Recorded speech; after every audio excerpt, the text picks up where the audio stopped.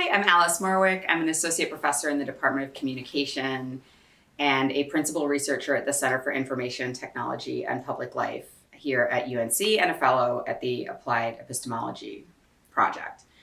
I study knowledge claims in what I call counterfactual communities, which are communities made up of people who create, spread, and collaborate on what we would consider to be false information. So these communities are things like conspiracy theorists, like QAnon, flat earthers, anti-vaxxers, and white supremacists. And a lot of the time when we think of these communities, especially people like flat earthers or QAnons, there's a sense of how could people believe this information? They must be dumb, they must be irrational, they must be gullible. But when we take an approach that's drawn from ethnographies of media studies, active audience studies, that tradition allows us to really understand what people are doing in the online spaces where these communities congregate. And the kind of work I do involves ethnographic fieldwork in digital spaces where I actually watch the conversations, I look at the TikTok videos, I watch the YouTube videos, I see how people are generating knowledge and how they're doing this together. And what I've learned from doing this project is that people in these spaces are not gullible. When they make a truth claim, when they say, this is what's going on in the world, they provide evidence for it. They often vociferously debate with each other as to what is true and what is false. They aggregate bodies of information. And it's not that they're hostile to expertise. What they're hostile to is institutional expertise. So QAnons, for example, tend to reject information that comes from the government, mainstream media, and instead they generate their own body of knowledge, which we call, my graduate student Will Parton and I call populist expertise. So it combines this sort of bottom-up knowledge generation with this sense of being able to have expertise over a body of knowledge.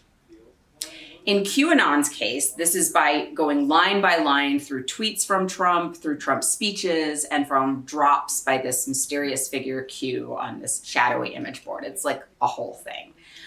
When we turn to a more lighthearted example, I've been working with my graduate students on a study of conspiracy TikTok.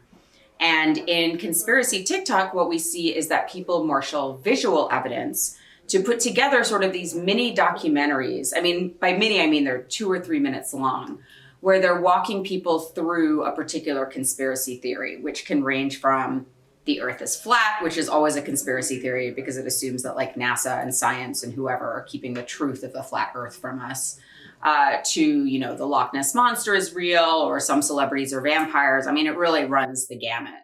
But what people in these communities do is they really encourage the people who are listening and watching their videos to do their own research to investigate these claims for themselves. So what they'll do is they'll do what my colleague Francesca Tripodi at CTAP calls keyword seeding. They'll pepper these videos with unfamiliar words like the Anunnaki, the Ancestral Republic.